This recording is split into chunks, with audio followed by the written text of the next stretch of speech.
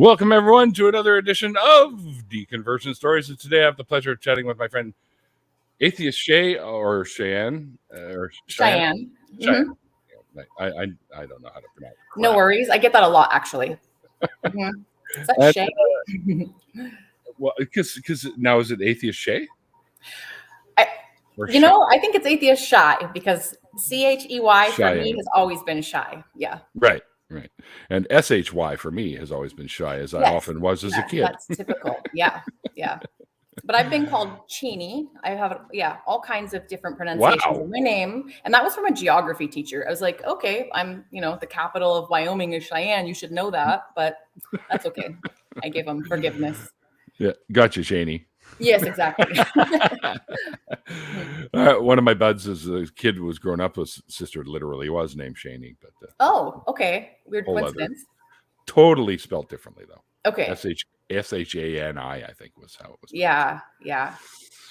All right. Well, what I do here, Cheyenne, is I speak to people about their story or their stories about how they found their way out of whatever belief systems they were once a part of and how that ultimately affected them and their lives and whatnot. So basically, I just tell you to give us your story, and you'll probably see me go like this if I have a question or something. And yeah, please chime in a lot. I do well with prompting. I'm used to dialogues, not monologues. So no problem. I grew up in a Baptist church, First Baptist, and when I was really young, my whole family would go to church. My mom, my dad, my two brothers, and I was the youngest of the family. And I was the kind of child that always wanted to please everyone, do my best, like an honor to be the teacher's pet.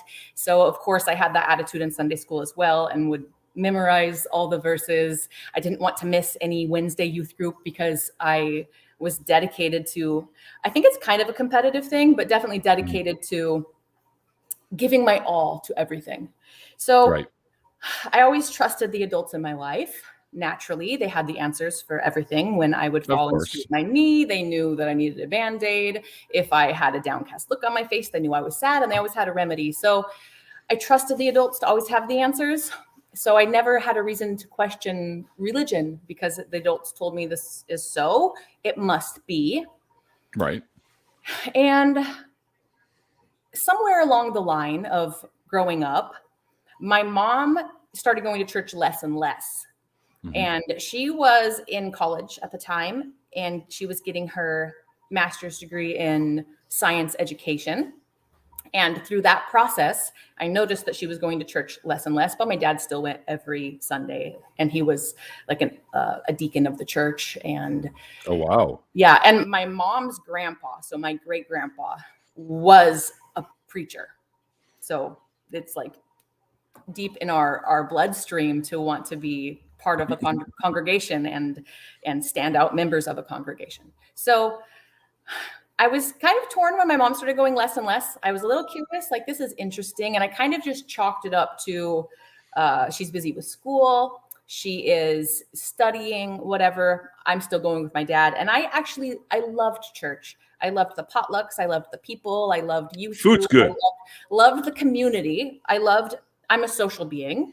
And I received a lot of my social training in a church environment. So I loved all of that. I would just want to say all of those things that I loved, I can absolutely receive outside of religion. So religion was not a key component of any of that. I can cook without religion. I can have big parties, potlucks without religion, and I can have my social life without religion. And it can always be for the purpose of doing well in the community or doing good deeds.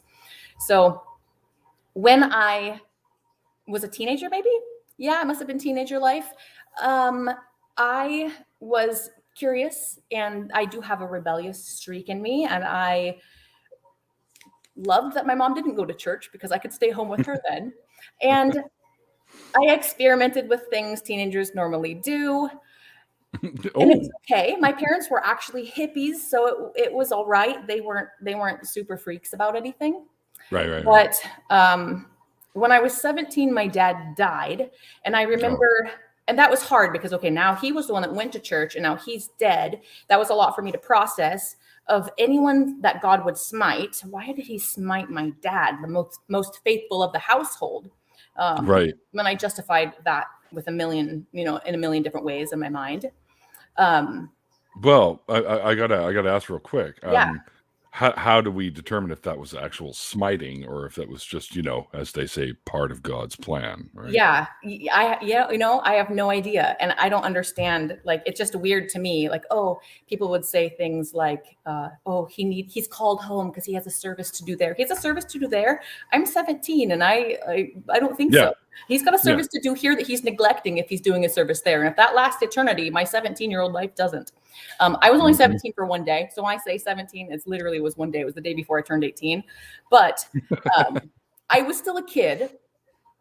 And that in my rebellious teenage years, having that sense of loss, I didn't just lose my dad when my dad died. I also lost my mom. She's still living and well and wonderful, but she was different. So like my whole family structure kind of collapsed. And I found myself first going kind of off on a little crazy tangent and then quickly returning right back to the church because I felt the sense of security. There was structure, there was order, and there were people, the adults that always had the answers were still there. But when I did come back, I was a pregnant teen, so that's cool. Yeah, because I was, having so much fun in the world doing worldly things. And Oh yeah. So I came back a pregnant teen, but that's okay because I did, of course, in my religious mind, I was thinking, oh, this is just God using a pregnancy to get me back home. All those stupid things that you would justify in your mind with religion. Yeah. So I just assumed that I was being called back to the church and this was going to be a beautiful situation. And Mary was a pregnant teen, right? So, okay. Was she even a teenager? Maybe she was 12. I don't know. Maybe she was a pregnant preteen. Well, I'm not entirely sure, but one thing for sure I do know is she was betrothed to Joseph. So when God impregnated her, literally Jesus was a bastard. And it says in the Bible that bastards will have no place in heaven. So that's such a good point. I love that you say that. So from from 18, 19 until I was 26, I was like dedicated to being this really religious mother, get my kids to church on time. And in that time frame, I had 2 more children. So by the time I was 26, I was a mother of 3. But during those years, those 8 years of 18 to 26, I started to have doubts. And I was trained as a child to not doubt. Like, you just have to have the faith of a child. Faith is good. Doubt is bad. And I don't know exactly when or how it happened, but I remember around 26, after having 3 kids, thinking, ooh, am I sure? Am I really sure? I don't want to expose my kids because I loved them so much to information that I don't really feel sure about. Because when I look out in the world and I see things, everything I'm seeing contradicts the Bible. Like the things I see in the real world. Like, I've never seen a man walk on water. I've never seen dead people come back to life. And I really don't believe in near-death experiences, people actually being dead and coming back. When you're dead, you stay dead. That's what I think. You can get close to death. Their heart can stop. They can have a moment that's maybe a moment where they're so close to death, but I don't think that they're dead and come back. I think that once your mind and heart they cease to function and you're not revived, that's when you're dead. Let's not forget that Jesus was allegedly, really a little over 2 days, if you think about it, but he was dead for that long. I mean, rigor mortis came back. None of that. Once cell death occurs, there's no reanimating the body. Absolutely not. Absolutely not. So, what was I saying? I totally lost track. I was saying something about you didn't see these things that were in the Bible in reality, and that kind of everything started your question. Yeah, I didn't see magic taking place. Right. And I'm the world's biggest Bewitched fan. So it's a great show. Desperately wanted there to be magic. Like, I desperately wanted there to be magic. I became Wiccan for a while. Yeah, I did play around with like, I guess I'll go to my little witchcraft store. I live near Olympia, Washington, and there's lots of witchy stuff here. So I went to my local witchcraft store and bought candles and books on how to have a little ceremony. But it was just, oh, my room just smelled like whatever scent of candle I was lighting. There was nothing more magical than that. Right. So I don't know. From 26, when I gave myself permission to doubt, I remember thinking, okay, I don't want to raise my kids in an environment where if I'm not 100% certain because what I'm reading in the book doesn't match. And I was like reading my Bible daily. I was in women's groups. I was the volunteer person in the nursery. I would stay late and like help clean the church. I was there all the time because I thought that was what was right. So when I started to have doubts, I felt really guilty for it. And I remember asking one of the members of the church once, well, given enough time, the odds of this universe taking place, well, given an infinite amount of time, it eventually would happen, right? Oh, no. The conversations about age of accountability, because I had young children at the time. So that was really relevant to me. And I was never satisfied with their answers because the Bible says that God's not a respecter of flesh. Can I cuss? Why the heck? I can. Okay. Why the fuck would he care if the flesh is 1 year old or 99 years old? Like, if he's not a respecter of flesh, I don't think he's going to care about the age and say, well, you're one. But if you're in control of everything, you offed that baby at 1. So I just had trouble processing their answers. It didn't match up to me. And I really felt like they were pushing me away. Like, don't ask those questions. Just have faith. Faith isn't good enough now that I'm in this place in my life where I have little kids that I want to make sure that what they believe is kosher. Faith isn't good enough now. I need more. And then I kind of had this little switch where I realized, oh my gosh, doubt is my mind's factual safety net. Yeah. Filtering what is and isn't acceptable. So I realized that I had been misusing faith and doubt, relying on something that I was driving with my eyes closed, and disregarding my side mirrors. Okay, stupid analogy. Not a good idea. Yeah, exactly. So I have doubt as something as a tool to help me, and I was disregarding tools to help me because I was told faith was good. Right. It's a virtue, according to them, and it's like literally the opposite of a virtue. So when someone tells me they don't have enough faith to be an atheist, well, that's too bad. You're not virtuous enough. It's a good thing you don't need it to be an atheist. You don't need it to be an atheist, not at all. So it took 4 years, from 26 until 30, where I finally felt not afraid. Because when I was 26 and started my doubting process, I was terrified to doubt.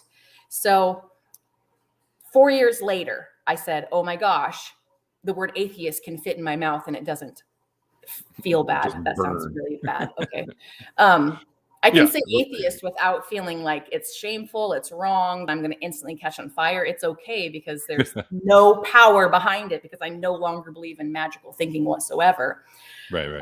Yeah. So let's see, 4 years to deconvert, to unbrainwash myself. And through all kinds of, like, I want to say I love the atheist experience. And honestly, listening to the atheist experience was one of the things that helped me process a lot of my thoughts. Listening to a rational conversation between someone who doesn't believe the Bible, and then usually they have Christian callers. And that was helpful to me to listen to both sides and say, okay, one sounds really rational and one absolutely does not. And it's not the Christian that sounds rational. Right. And it helped me see a lot of my flawed thinking and realize where my thinking had been fallacious. Mm-hmm. So, yeah. Yeah, I mean, I can't tell you how many times I've had some folks on here before talking about how they sort of, I think when people are having doubts and they're having questions, they always, for whatever reason, because it's not exactly the most reliable source for information, but they do have some reliable sources on YouTube, but I wouldn't use it as a full-on reliable source place. But a lot of them, they end up on YouTube watching these things. Like they start, it's, as soon as you type in like atheist stuff, it starts off with like Hitchens pops up, even, and then that leads into like Atheist Experience, Aaron Ra, Seth Andrews, the usual. And apparently I'm popping up now when people. Awesome. That's great. Yeah. Probably because the word atheist is in my name, literally. So that has to be, that has to be a help. One other person that did come up, just came to my mind. Pastor Ray Hagins, a used to be pastor. Do you know Ray Hagins? Okay. His little speech, or it's like a whole sermon, but just one little clip, maybe 14 minutes or so. It's like why there will be no rapture and Jesus is not coming back. Like that really settled my soul. Can I say that? My internal being that was questioning things really was like, oh, okay, that is helpful to me to hear that. So the manner in which he framed that point he made was good, because he did use the Bible. And for me in that time frame, like using the Bible as a tool to show me that the Bible's not real was good. That's what I needed. Yeah, I mean, we know that it's full of a whole bunch of stuff that can be very easily debunked or refuted. When you look at what we've accomplished as a species over the years since the writing of the Bible, right? We now know that there is no firmament and no dome no over second the earth. Water. We know that now. Yeah, but I used to be that girl that, they're gossiping, and I would have to pop off with, I think Ephesians 4:29 or something. Let no unwholesome talk come out of your mouth, but only what's beneficial to building up others according to your needs, girls. Like, I was her. Oh, I hate her. I'm so glad I am not her anymore. So that's funny. Yeah, there's a lot of stuff that I think one of the biggest issues I have is that people like to say that, this is a book that teaches you morals. Yeah. Bad ones, if that's what you're into, right? Right. Yeah. Like God is, constantly wiping out people and telling you that it's okay to stone your kids if they talk back to you. Like, what the hell is and wrong? if it was a book that you were getting your moral compass from a book, you would have no way to discern whether or not it was a good moral or bad moral. But I can read the book and say, mixed fibers, that seems really irrelevant and not important. But that whole killing thing, I can see why that would be in there. But the fact that I can discern between the two and know one of them actually is important and the other's not, means that my moral compass is inherent. It's deeper than a book. And the fact that Christians can cherry pick also means that their moral compass is inherent and that they're better than their God. Yeah.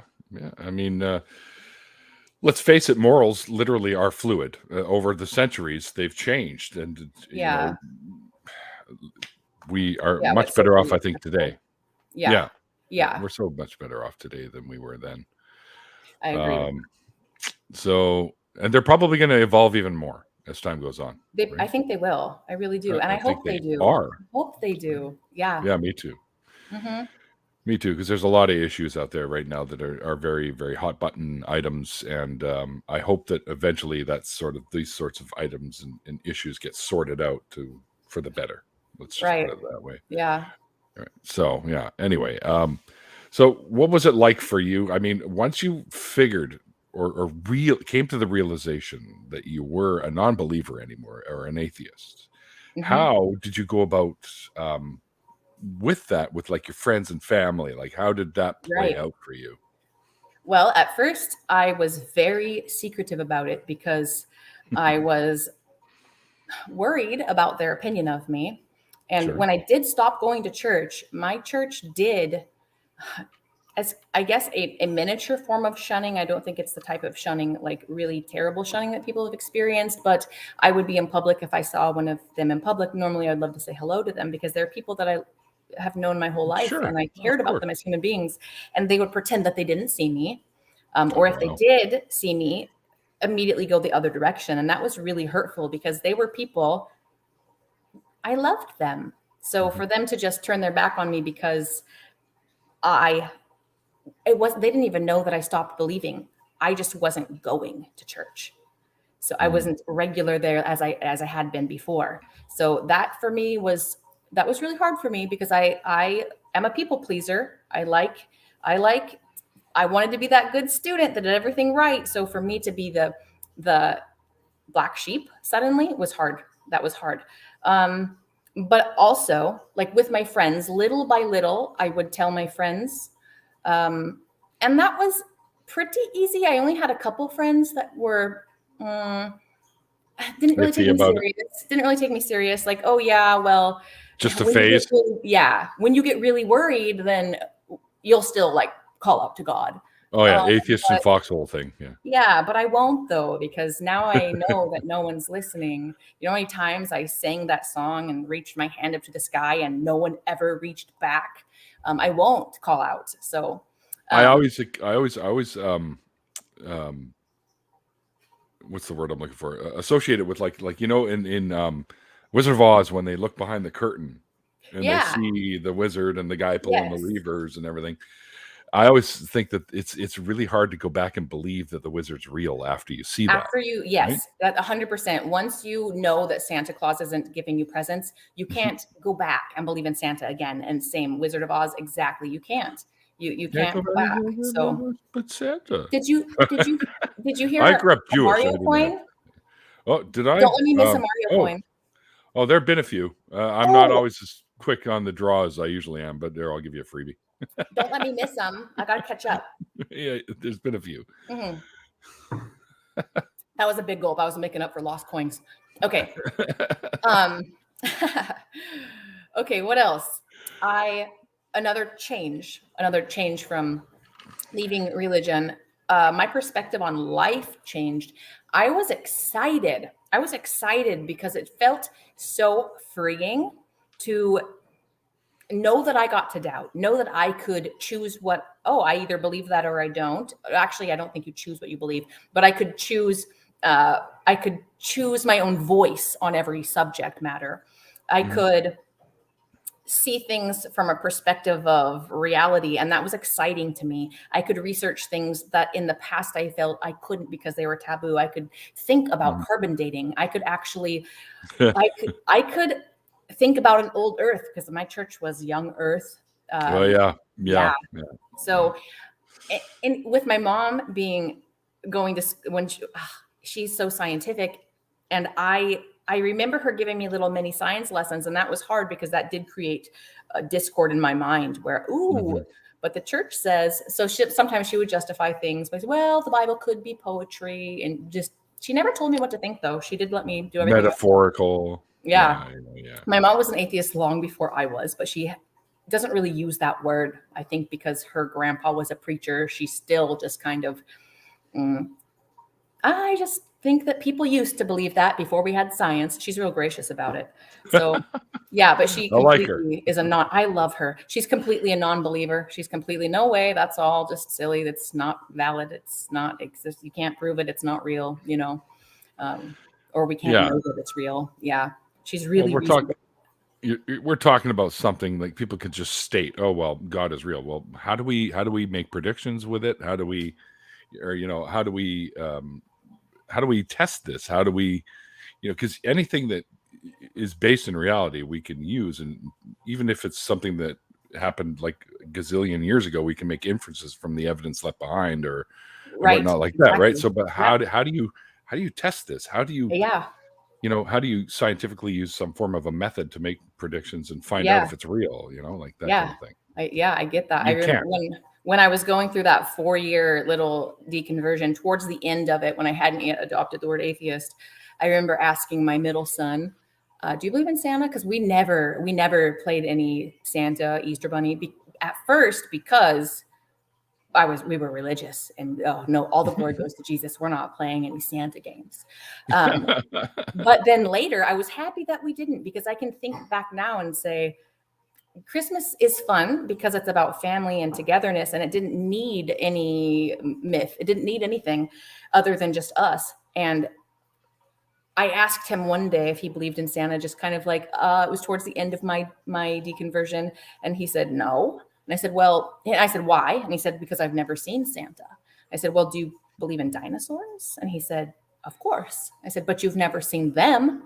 And he said, yeah, but there's fossils. He was like 6 or 7, but there's Mhm. fossils and there's, and he had a great explanation. And I felt so happy in my heart because I could see the benefit in rearing children in a fashion that was absent of religion.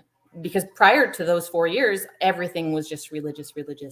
But they were a little bit too young to really be sucked into any of that.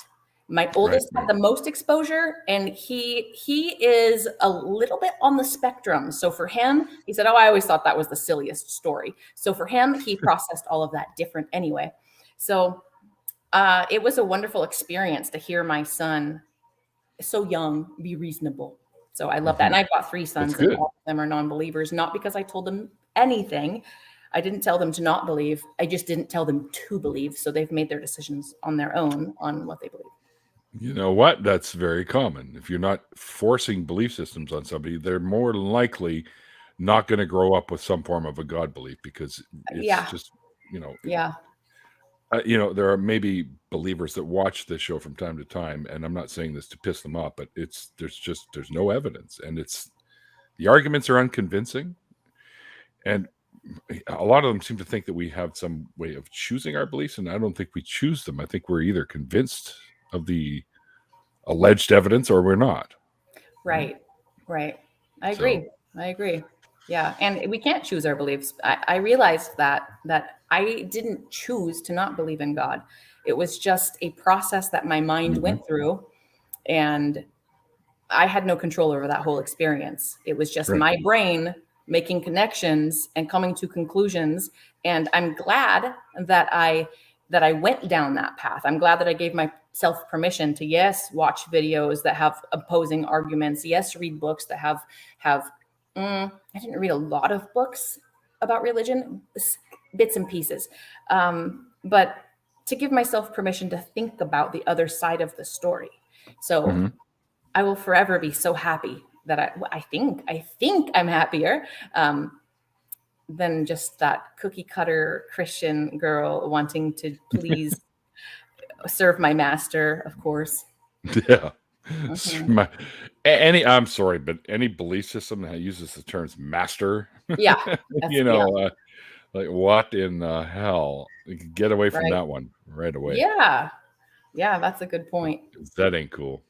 No, especially when you're instructed like earthly masters as well. Like, okay, we are our own master. I'm not missing it. Yeah, no, you got her. Okay. Where's yours? I can't drink right now. Oh no! I'm currently on these, which is blood thinners. So, I have DVT. I have to take 2. Okay. I like your Pluto cup. Yeah, my boss got us for this one. He took us all to Disneyland. So, hey, that's cool. I've never been to Disneyland. Yeah, it was a lot of fun. Every other year, he'd take the entire crew down. Everybody. Awesome. Yeah. All we had to pay for was on the nights where we weren't eating together. We had to pay for our own food, but he bought us the tickets, the plane tickets, the hotel, everything, all paid for. Puts my bosses to shame. They walk around with their Jesus coffee mugs, and whenever anything goes right in my classroom, they'll like point to the sky. I'm like, no, I did that shit. Yeah, what's wrong with you, man? Yeah, like hello. Yeah, pointing to the sky for what? Exactly. That was not intervention. There was nothing divine other than my quick thinking. Exactly. People need to pay the respects to themselves for accomplishments and not hand it off to some imaginary being that nobody seems to be able to demonstrate as real. Exactly. I hate that, giving credit. If you give them the credit, you have to also give them the credit for the terrible things as well. So keep it consistent if you're going to do that. My coworker, she's in the room right next to me. Every morning I have to listen to really conservative radio or Christian rock. So I love her though. But we're so different when it comes to our train of thought. And she does not know my perspective. I can't share with her. No, because I want to keep our co-working relationship kosher and nice. So she would have a problem with it. And I know that, it's not my problem that she would have a problem with it. But I know if I don't say anything, it will be easier for me to work there. And I care about my experience and I want it to be easy for me. There's a group of 5 fourth grade teachers. So I'm the only atheist that I know of. Mhm. We have a new one. He might be an atheist. I don't know, but I kind of don't think he is, just because I think he's a Trumper. No offense, Trumpers they're not all really religious, but I think a large portion of them are. So my other coworker, he's Jewish, and then our Christian conservative, Catholic, atheist, and then unknown. So it's kind of a funny little mix. Yeah, no kidding. Yeah, really, really diverse in the religious smorgasbord. Yeah. Mm-hmm. Well, I was raised Jewish myself. Yeah, I heard you talk about it. I was listening to some of your other shows a week or so ago. Yeah. Born to Catholics, but raised Jewish. Really? Yeah. Interesting.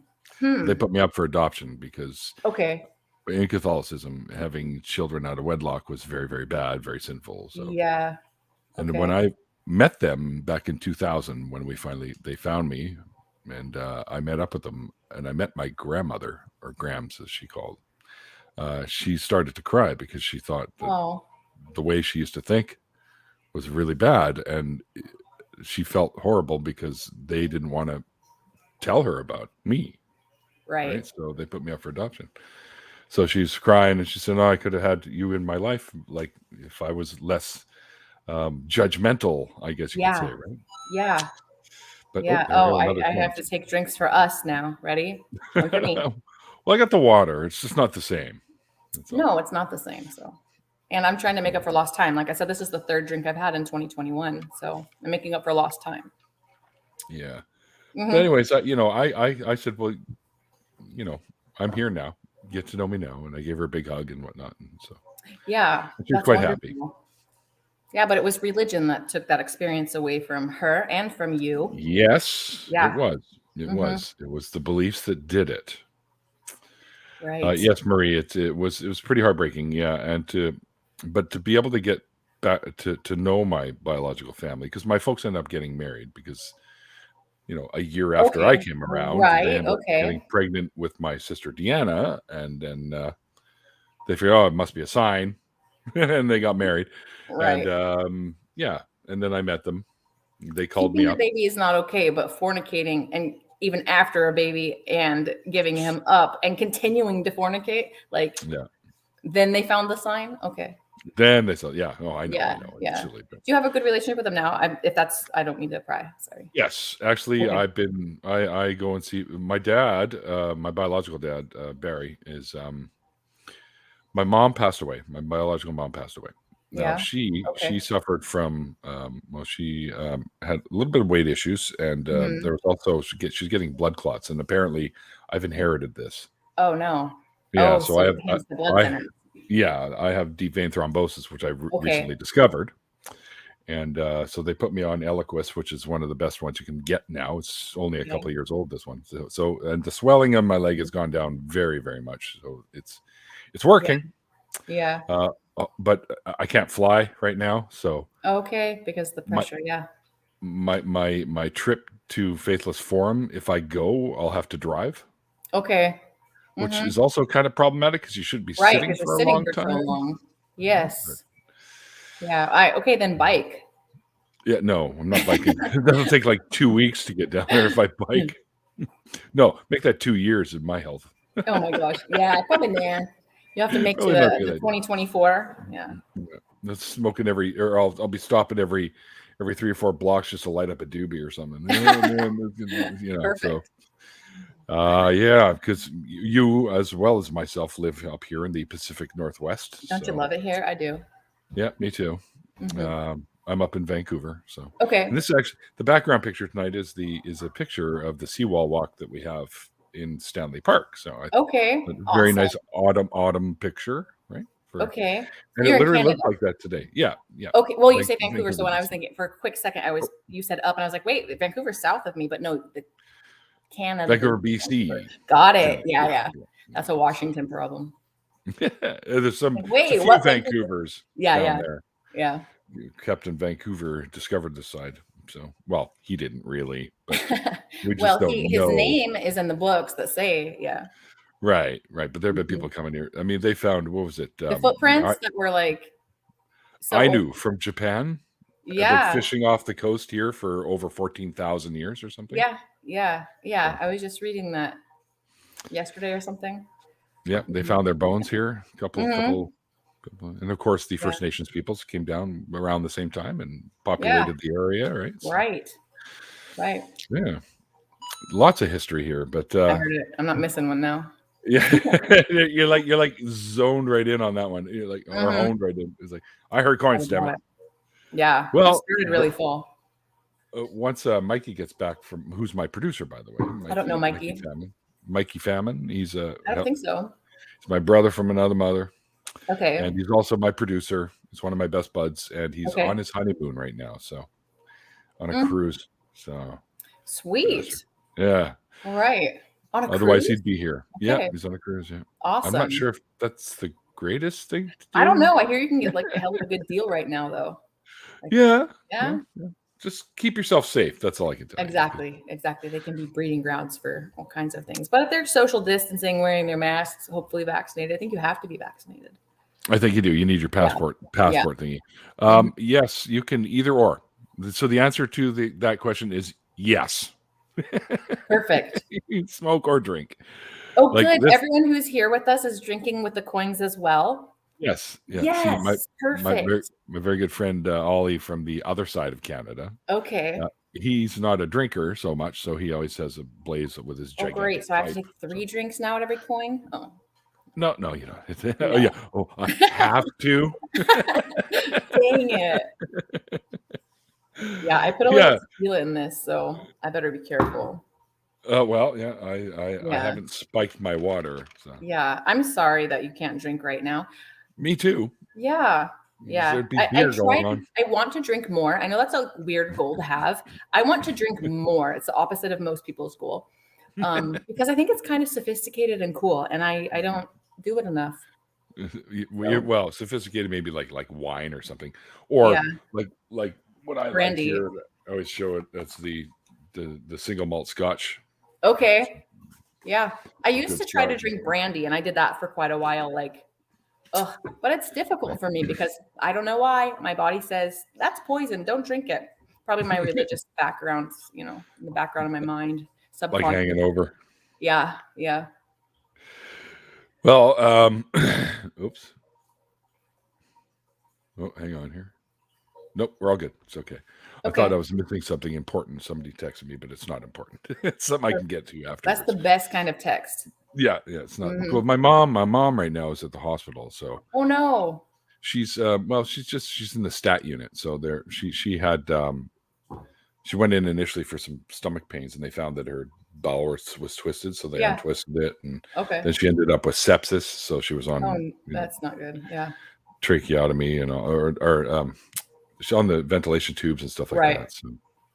Well, I'm glad for her. Yeah, but she was under for like almost a month. So. Oh wow. Yeah. So that would be a trip to wake up a month later. Be like, yeah. She said it was weird, but she couldn't talk, so she had to write things, and she's diabetic, and it was screwing up her kidneys, and so. But she's slowly but surely recovering. And I go see her. I go see her on the weekends, and I go hang out with her and get her some chai tea latte that she likes. Oh, I love chai tea so much. Yeah, she's a huge fan of that. Yeah, and I drink the it's like it's got ice cream and a shot of espresso and a little bit of icy Slurpee type stuff, and it's called mochaccillo is what it's called. So so I always drink that. Okay. Probably have to change it up because it's now going to be colder here, and I was doing that over the summer. Right. So go back to my hot coffee. I think we're gonna have kind of a cold winter. Well, I've heard that it was supposed to be wet. Okay. Really wet. It's a La Nina, right? I think. I'm not sure. I think that means wetter and colder. Yeah. Well, I just hope we don't get a shit ton of snow. That's all. I love snow so much. I hope the opposite of what you hope. Yeah, I mean, it's great on the mountains where you can ski and shit, but driving in it around here, let's face it, around here, the snow, because we're so close to the water, it turns up being, it's like Slurpees on the ground. It's like you're driving in Slurpees. That's true. Well, we get so little snow here. Like if there's 2 inches of snow on the ground in my neighborhood, there won't be school. No one's going to go anywhere because we get so little snow that it's a big deal when it snows. Like, oh, we don't know how to drive in snow. I'm No. terrified to drive in snow. No.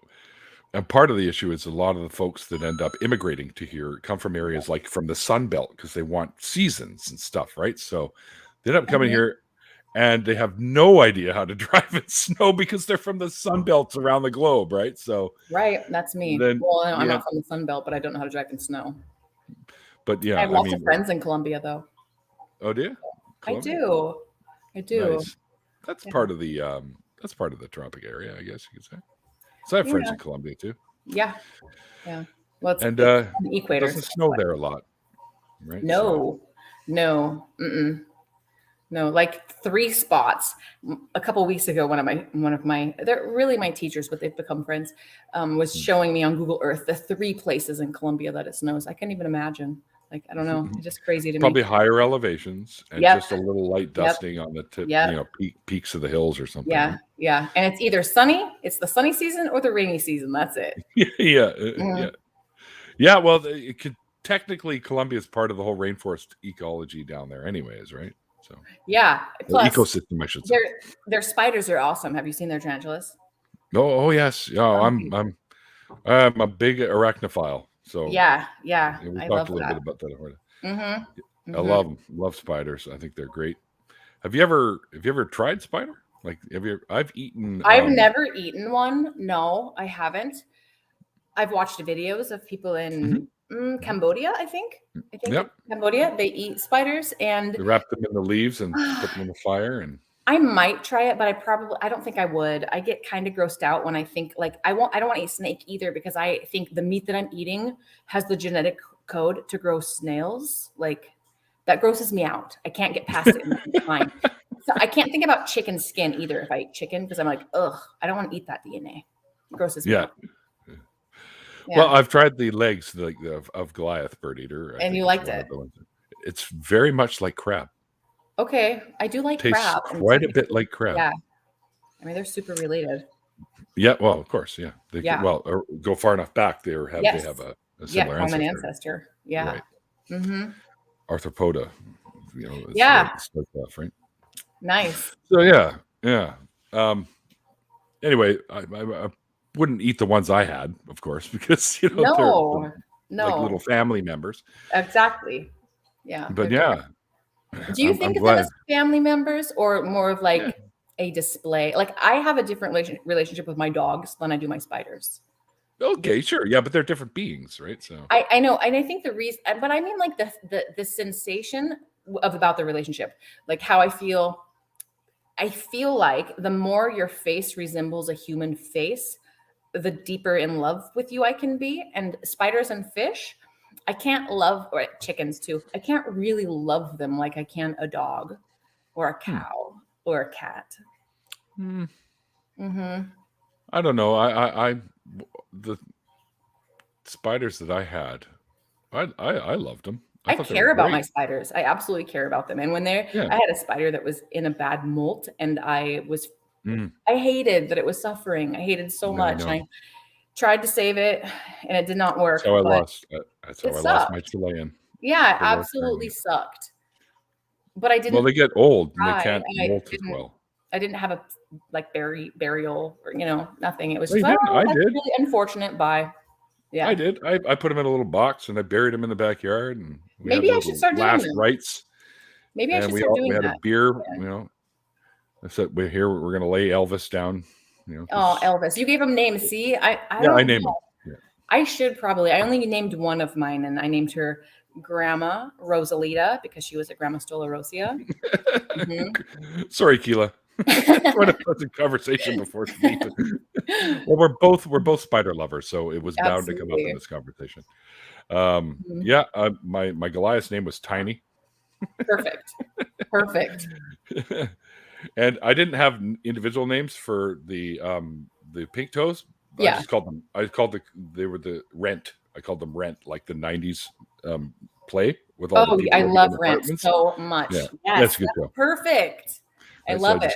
That's the Rent community right there. Yeah, you had Mimi and I don't know their names. I have to think. Yeah, I didn't even go that far. Okay. Right? But just, you know, because there's only the four of them, and there's a lot more in that cast or ensemble of. Oh my God. I saw Rent live, the traveling Broadway Me too. people. Oh, did you? Yeah. Did you see it in Seattle? Nope, Vancouver. Okay. Vancouver. Yeah. I've gone to quite a few live shows. They're a lot of fun. I I've love seen a them. live I'm version. with them. Tell me what you saw live. Well, I've seen the Rocky Horror Picture Show live at the Arts Awesome. Club Theater. Okay. I've seen Annie, but Okay. I went with my parents. This is a long time ago. Yeah. Kiss Me Kate, which was a take of Okay. kind of a takeoff of this Taming of the Shrew. Okay. Okay. We used to go to Theater Under the Stars where they did a lot of Shakespeare type stuff, like you see The Tempest and stuff like that. Have you seen the Book of Mormon? I've not seen the Book of Mormon yet. Like I need to watch list. I want to see that too, live. And I also want to see the what was the one, the Army of Darkness live show? Oh my gosh, zombies. that would be awesome. With Ash. Yeah. Awesome. Sugar baby. Yeah. Yes. Exactly. I love that. And what else have I seen? Well, of course, Rent, Rock of Ages. Okay. Which was great. They come out into the audience and they dance around in the audience and sing all the tunes and stuff like that. And it's really cool. And that was my era growing up, right? It was the 80s music, late 70s, early 80s, late 80s, 90s. That was my big time there. So I could understand or what's the word? Identify with all that stuff. Yeah, exactly. Yeah. So it was a lot of fun. And I like live. Oh, Cats, of course. Saw that live.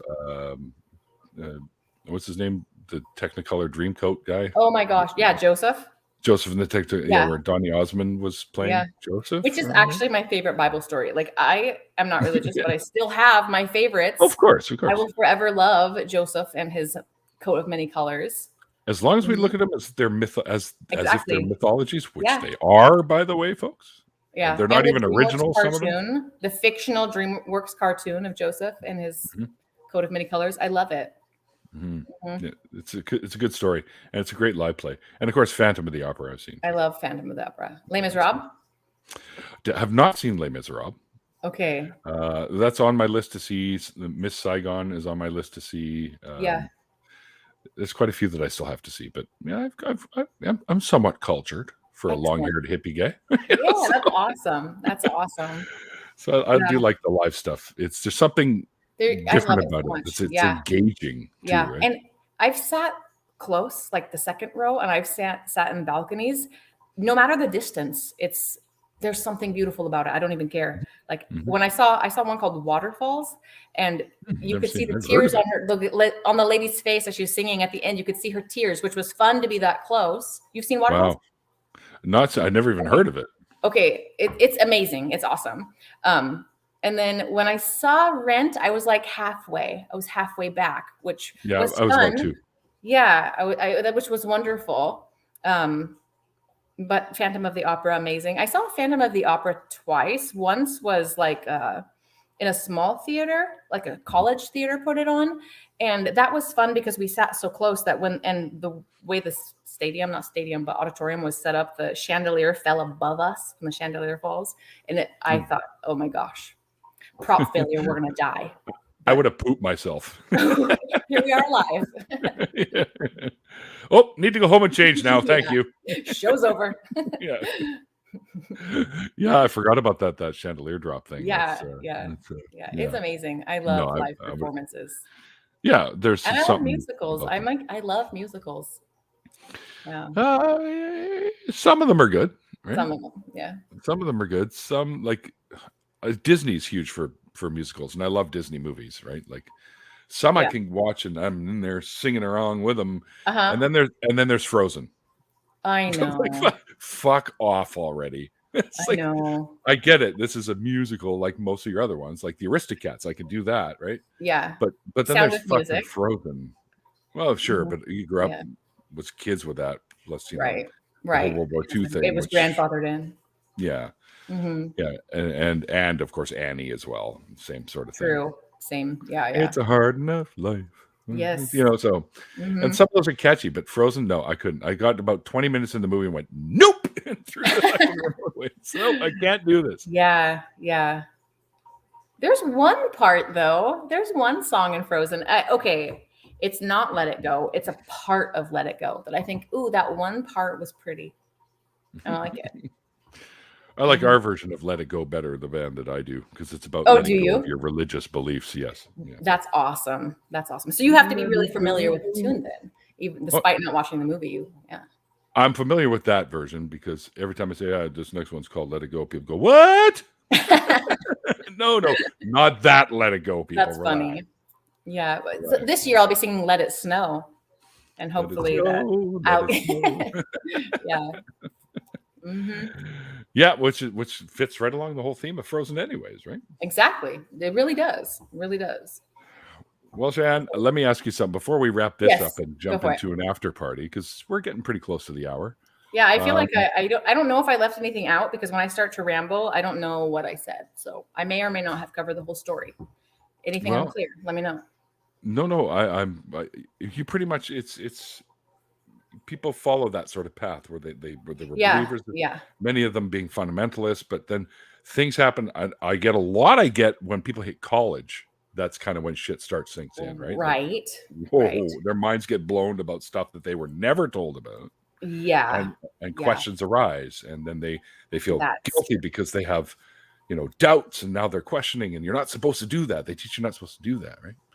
But anyway, yeah, I mean, it's a similar idea, and same thing sort of happened to you. You had questions and doubts because now you're learning things that was never taught to you before. Intentionally never taught. Let's face facts here, people. Yeah. But what would be, for anyone that you might be watching right now that's sitting on the fence, they're having doubts, they have questions. Yes. What would be the one piece of advice that you might give those people that are in that position? What worked for you, kind of thing? Yeah. I think what worked for me, my biggest piece of advice would be to embrace your doubts. They're there for a reason. Embrace them, and not to feel shame in delving into those doubts and discover why you have those doubts. They're there for a reason. Doubt is your mind's factual safety net, and your brain is trying to protect you from something. So that's right. That's very good advice, because I'm with you there. Once your brain has questions, it means something isn't sitting right within it. And I think we all have an inherent sense of wanting to be rational or wanting to be logical. I agree. And I think that indoctrination can tamp that down a little bit, and without your realization too. And your brain kind of goes, ugh, and then eventually, not a conscious experience. Yeah, right. Not a conscious experience, just right. Yeah. Right. So great. Well, that's awesome. And I want to thank you for jumping in here with me today. Yes, thanks for having me. And I'm glad that you messaged me, because I really thought it was supposed to be 9 a.m. So when you messaged me, I was standing in line at Walmart. I was like, oh, I better speed home. So luckily I made it here with like 5 minutes to spare. That's okay. Me too. And here I was. So that worked out perfectly. And it was great. Thank you for letting me reschedule. Yeah, I felt bad about the last time. So no, never. You know what? Family's important. And, thank you. I'll always be like, oh, fuck yeah, we can reschedule. Oh, perfect. No problem. Perfect. Because I'm going through it with my mom too, and I've had to reschedule shows. Right. Right. So, that makes sense. Right. I've had to reschedule because, especially when my mom went septic and I was there with her almost every day. Like my sister and I would switch off, and then every other time we'd let the nieces go and hang with her. But she could only have one visitor at a time, of course, because of COVID. That makes sense. Yeah. So I had to reschedule a whole bunch of shows. But people are understanding, because family first, right? Family first. Absolutely. Yeah. Yeah. Awesome. They're there for you, and it's my turn to be there for her, right? Yes. Perfect. Yeah. I love that. Doing. But yeah, no, it was great to finally get you on here, Cheyenne, and have you having me. Thank you for having me. I actually meant to ask you quite some time back, but I get busy and forgetful. And actually, it works out better this way. I don't know how long. If you're talking about summertime, that would have worked. But if it was the beginning of the school year, mid-August to October is kind of chaotic. So even that I'm here and it's still September is amazing. So. Well, then I appreciate it even more. Yeah, thank you very much for joining me. Also, big thanks to all the guys hanging out, or all the guys. I'm just, hey guys, like that random sort of thing. But I mean everyone, guys, gals, and others. Thank you for being hanging out in the chat and hanging out with us on both YouTube and Twitch. And by the way, they killed what do you call it? The other one that I was using, Periscope. Twitch bought Periscope, or not Twitch. Why? Where did Periscope go? Twitter bought Periscope, and now they're just using the same thing. Mm-hmm. Yeah. Oh, yeah. There you go, guys. Sorry about that. Let me get that in there. I heard it. Now they're using the platform that Periscope built just to. Right. They call it Twitter Live now, so that's what it is now. So okay. Everyone watching on Twitter as well. Thanks for hanging out with us, guys. And of course, thanks to my amazing patrons. I'm up to 21 now, and I can't believe that. And that's blows me away. Your support means everything to me, guys. You really do help the show keep going. Quick reminders of that. My very good friend Randolph Richardson and myself are starting up the call-in show, True North Talk. So head over to the channel and give us a sub. And if you want to learn more about it, which also has a link to the channel, visit www.truenorthtalk.ca. And you can learn more about it there. Don't forget that myself and a whole bunch of other really great people are the new hosts of the revamped, relaunched Nonprofits show, an ACA product that airs between Talk Heathen and the Atheist Experience every Sunday at 3 p.m. You can go there and check out my ugly mug and other people's ugly mugs too. I'm going to get shit for that. And I'm going to be on the Halloween episode, guys. So I'll be switching up my masks every once in a while because you guys know I like to collect masks. And we had double coins there. 1, 2. All right.